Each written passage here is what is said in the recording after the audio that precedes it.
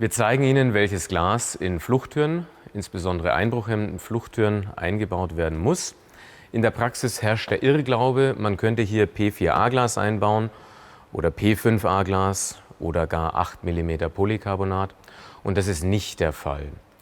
Fluchttüren haben den Sinn, dass Leute flüchten können, wenn im Gebäude was passiert, völlig unabhängig davon, ob das Schloss verschlossen ist oder nicht.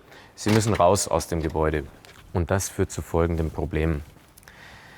Ich kann den Drücker nämlich auch von außen betätigen, wenn ich schnell durchs Glas komme. Und das zeigen wir Ihnen.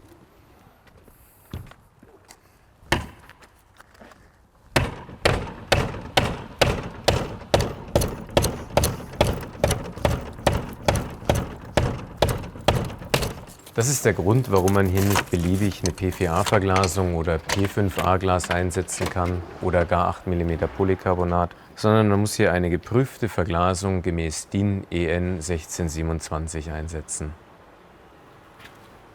Jetzt haben wir eine geprüfte Verglasung eingebaut und schauen uns an, was hier passiert.